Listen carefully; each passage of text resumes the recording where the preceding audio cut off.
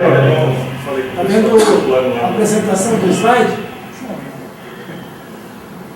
Exato. Não, então deixa eu tirar, peraí. Isso.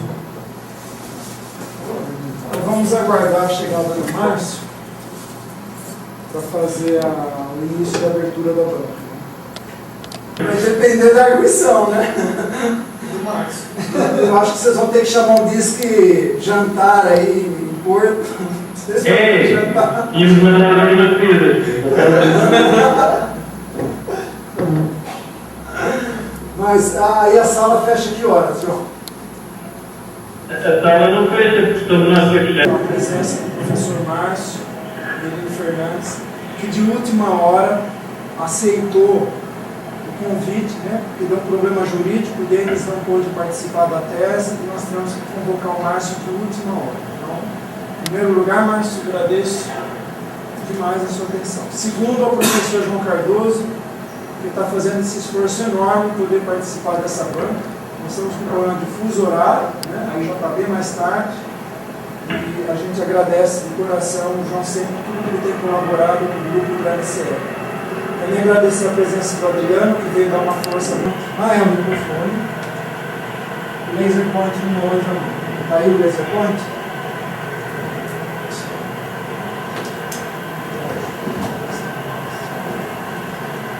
Está dando para escutar direitinho? Controlamos a câmera. Tem controle de som aqui.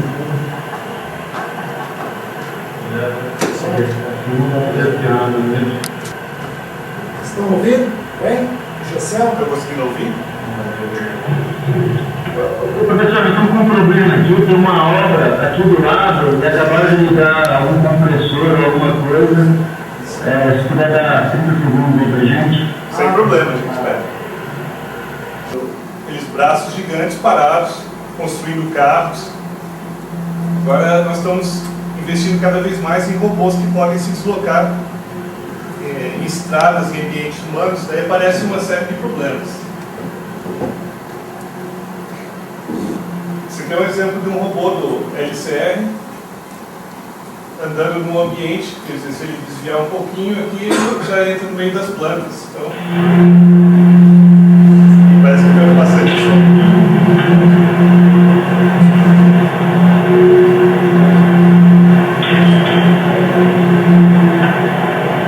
Esse aqui é um exemplo de um robô carro que dirige sozinho, no desafio de 2005 da DARPA. Dá para ver a quantidade gigantesca de equipamento que ele tem no teto, sensores, laser, radares, câmeras. E isso aqui que é um sistema embarcado, né? Se você tem um motor diesel para alimentar energia elétrica suficiente e não tem problema nenhum de custo, então dá para colocar 11 PCs de topo de linha. Daí passa a ser só um problema de software. Mas se a gente quer baixo custo, uma energia razoável, imagine aqui é um exemplo de um robô que está sendo desenvolvido que é como se fosse um chão de cachorro grande que carrega peso para soldados no campo de batalha. Ele não tem motor diesel dentro, tem que funcionar com bateria, né? O caso pior ainda é o robô doméstico, que tem que ser vendido a baixo custo, senão as pessoas não compram. Ele tem um processadorzinho de 8 bits, que é o máximo que dá para colocar. E energia, ele também não pode. Os computadores tradicionais, você adapta eles colocando um software. Agora, nesse aí, o próprio hardware é muito. Uma maneira de se estudar uma área é criar uma taxonomia e ver onde que os trabalhos anteriores se encaixam e se existe alguma área que não foi explorada. Então, eu dividi os computadores, os circuitos reprogramáveis, que são os componentes básicos da computação reconfigurável, em circuitos simples, que são divididos em plano E e plano O, e circuitos mais complicados. Vamos olhar um por vez aqui. Os circuitos de plano E e plano O são memórias PALs, PLDs, certo? Aqui eu coloquei uma espécie de gráfico, onde que a gente pode ver, por exemplo, os circuitos TTLs, eles são fixos na fábrica do projeto. A gente olha uma ROM, por exemplo, a programação dela é feita no processo de fabricação. Já uma PROM é programada no campo, e PROM pode apagar e assim por diante. Então, a gente vê que tem muito espaço, tem muitas combinações que nunca foram desenvolvidas. Né? Fixa, quer dizer, o projeto já define, se é na fábrica, pode ser programada dentro do próprio sistema. No campo eu digo que ela vai dentro de um aparelho programador, aqui dentro do próprio sistema, ou às vezes pode até ser modificado durante a execução. Certo? Aqui já os componentes se espalham um pouco melhor. Nós temos, por exemplo, com roteamento fixo, mas com as ilhas reconfiguráveis, os GPUs, os processadores gráficos, por exemplo. Do outro lado temos, no outro extremo, o processador Stretch, onde as ilhas são totalmente fixas e a interconexão entre elas que é definida durante a execução. Cada trechinho do programa reconfigura a conexão entre elas. O processador ADRIS, de pesquisa holandês, também se encaixaria nisso aí. Tá? Eu não vou detalhar o que é uma FPGA, o que são essas ilhas aí, que é conexão, porque essa aqui é uma plateia que conhece muito bem a computação reconfigurável. Né? Então vamos passar atrás. Então ele passa a ter vários problemas. Primeiro ele tem que saber onde que ele está em relação ao mundo. É o problema de localização. Depois, pode ser que ele tenha uma informação incompleta sobre esse mundo ao redor dele. Então talvez ele tenha que mapear. E aí você planeja uma rota, você sabe que você vai sair de uma sala A, vai fazer umas curvas e vai chegar na sala B. Só que durante esse caminho você pode encontrar objetos inesperados. Pode ter uma pessoa andando na sua frente, pode ter um outro robô, pode ter móveis que cada dia estão num lugar diferente, uma cadeira não está sempre exatamente no mesmo lugar. Então, esse aqui é uma coisa de mais baixo nível. Em mais alto nível você tem o mapeamento, planejamento de rotas e tudo mais. Em mais baixo nível, quando o robô está andando, ele tem que evitar de se chocar contra qualquer coisa que esteja no caminho. Nós temos um monte de sensores diferentes que podem ser utilizados para isso. O mais simples é o de toque. Simplesmente se coloca as chavinhas de contato momentâneo em volta do robô. Na hora que ele bater, pequena distância do obstáculo. Certo? Melhor do que isso é o uso de sonar. Normalmente um robô tem um conjunto de sonares, cada sonar só enxerga numa certa direção, então se coloca um semicírculo, vários sonares, e se tem uma ideia bem aproximada de que qual que é a distância para o objeto mais próximo à frente do robô em cada direção, certo? Melhor que isso ainda seria usar um radar. Certo? O radar tem uma precisão muito melhor, porque o sonar está limitado pelo comprimento da onda sonora, né? Então ele perde muito detalhe. O radar já é bem melhor para superfícies que reflitam o radar. Mas a maioria dos robôs que eu mostrei nas fotos, o sensor mais usado é o laser, onde que você tem um espelhinho que vira esse laser para todos os ângulos num plano. Em cada ângulo, ele consegue medir a distância precisa até o obstáculo mais próximo. Então, a grande vantagem disso é que precisa de bem pouca computação. Você recebe do laser um vetor de números, cada número corresponde à distância de um ângulo. Isso se traduz direto para o mapa no processamento posterior. Agora, uma maneira que a gente poderia aproveitar a queda do custo das câmeras. Quer dizer, hoje em dia quase qualquer laptopzinho inclui uma câmera, um celular inclui câmeras, então está baixando muito. Então é muito tentador usar visão para que o robô consiga enxergar o que está à frente dele, consiga desviar. Mas infelizmente infelizmente, aí precisa de muita computação para transformar uma matriz de pontinhos coloridos em informação de profundidade e de distância, de obstáculos. Uma alternativa bem interessante, a gente chama de sonar visual, basicamente aproveita características típicas que o robô vai encontrar. Por exemplo, se ele está num ambiente mais ou menos plano e a câmera está paralela ao chão, então a linha mais de baixo de vídeo representa o chão.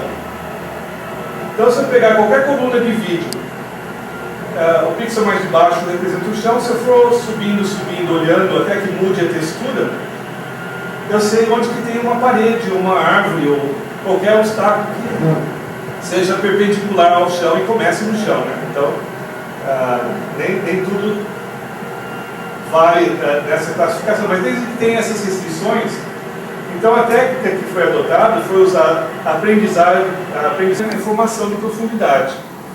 E foi treinado um algoritmo que, dado uma imagem nova, ele consegue dizer o que o laser teria respondido. Olhando mais ou menos na mesma direção, elas capturam imagens um pouquinho diferentes. Se existir um algoritmo que, dado um pontinho numa imagem da direita, ache exatamente aquele mesmo pontinho na imagem da esquerda, e se eu conheço o posicionamento das câmeras, eu consigo calcular a distância desse ponto. Então aqui é um programa software livre que tem na internet. A gente conseguia chegar com uma única câmera. No caso de uma única câmera, se você se desloca, se você tem o que a gente chama de fluxo óptico, tá? Então, o deslocamento pode ser tanto por um objeto se deslocando na cena,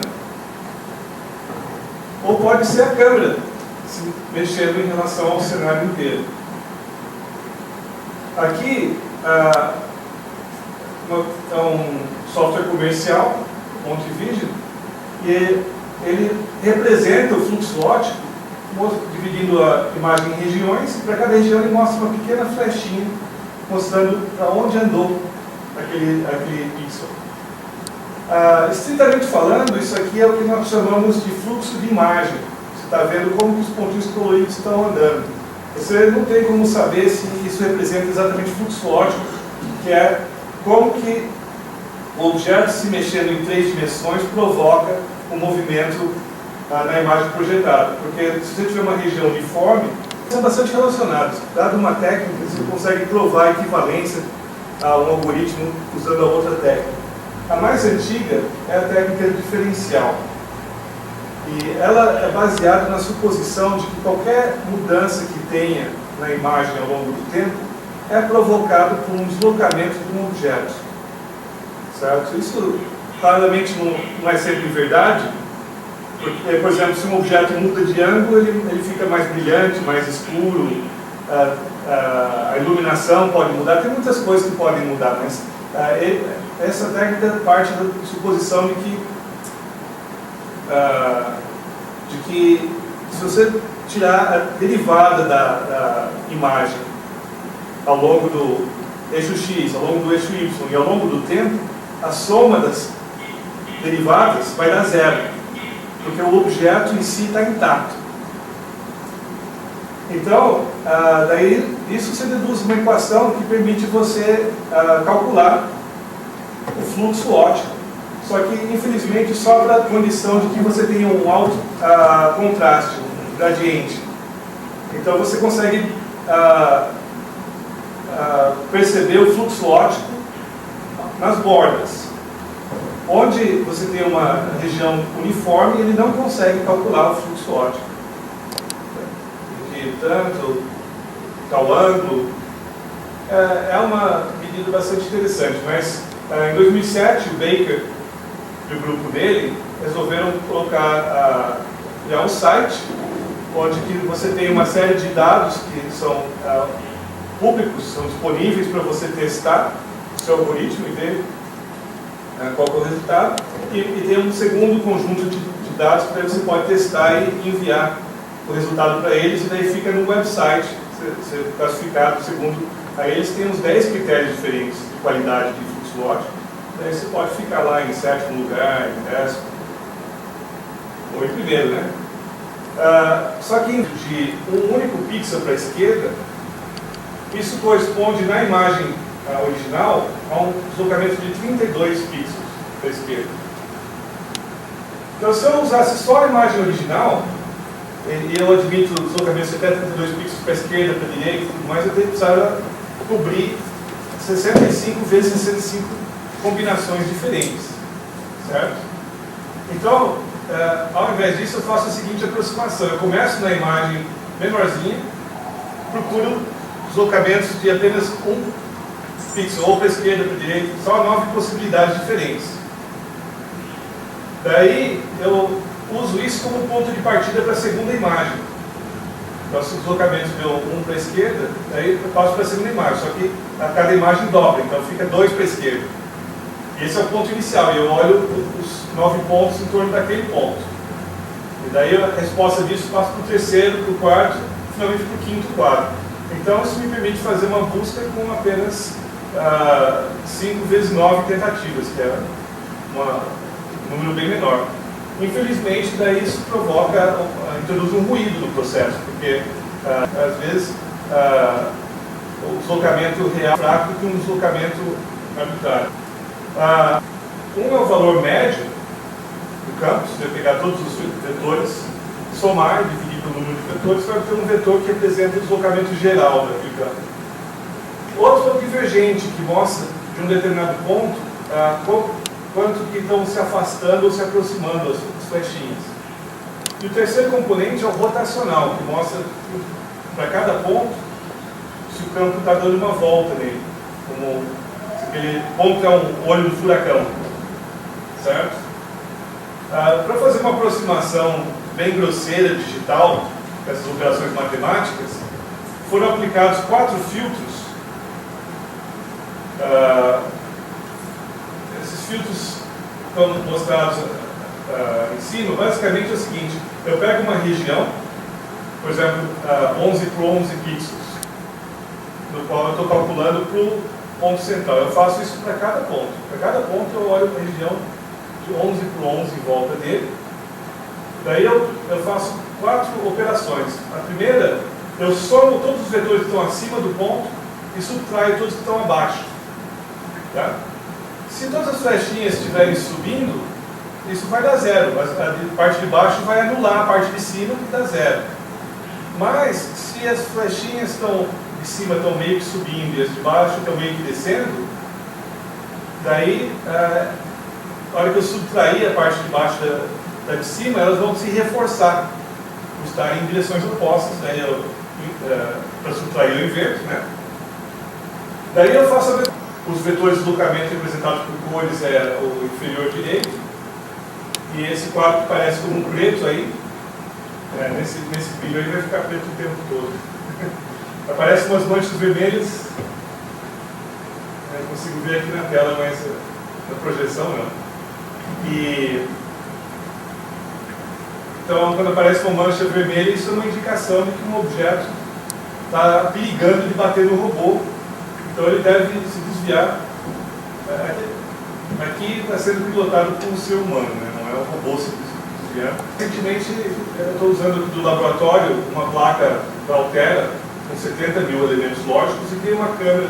Enquanto a câmera que está ligada na placa da Xilinx é câmera típica VGA 320-240, essa aqui é a câmera da Altera, é uma câmera de 5 megapixels.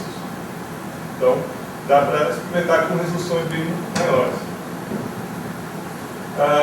Infelizmente ela tem um pequeno problema, porque ela foi feita como câmera fotográfica, não como filmadora. Isso aqui é do manual da câmera. Basicamente, ela começa a capturar a imagem quando é acionado o sinal trigger, tempo TT1 aqui. E ele começa a capturar a primeira linha, aí quando finalmente está pronta, ele dá um pulso no strobe, e depois avisa, eu consigo ler os dados. Ele começa a capturar a segunda linha com um certo atraso, não no mesmo instante que a primeira linha. A linha é escrita na linguagem TCL. TCL tem vantagens na área de fazer interface gráfica. Então, esse terminal, quando começa a simulação, ele cria uma janela, texto, e tudo que ele recebe, as formas de onda representando uma forma serial, começa a aparecer as letrinhas na tela virtual. E você pode clicar lá com o mouse, teclar alguma coisa, e ele manda pela serial de volta para a FPGA. Certo? Um pouco acima, não dá para ver muito bem, está bem pequenininho, é o periférico virtual da câmera. Esse aqui, então, é um periférico que você fala para ele um arquivo ou uma sequência de arquivos, um filme, e ele manda as formas de onda correspondentes se a câmera estivesse vendo aquela cena. Como ele só precisa de uma funcionalidade bastante simples, foi suficiente. Se no futuro tiver que falar com a rede Ethernet, tiver TCP/IP, a gente tem o NIOS que a gente pode usar, tem muitas alternativas também. Esse aqui, a gente está programando no Assembler mesmo, nem C. Então, esse seria o componente mais da esquerda aqui do esquemático. Tem só essa função. Outra coisa também é que ele não está, no momento, recebendo os dados dos dois blocos mais da direita. O mais da direita é o cálculo do divergente, e o anterior a ele é o cálculo do fluxo óptico. E o cálculo do divergente está só entrando no circuito que fala com o cristal líquido. Então, só tem uma apresentação visual. Mas a ideia no futuro é que o microprocessador leria esses dados e ele simularia um sonar do ponto de vista do robô. Então, qualquer programa do robô que já trabalha com sonar, ele receberia os mesmos dados e para ele é um sonar, só que é implementado de uma maneira diferente.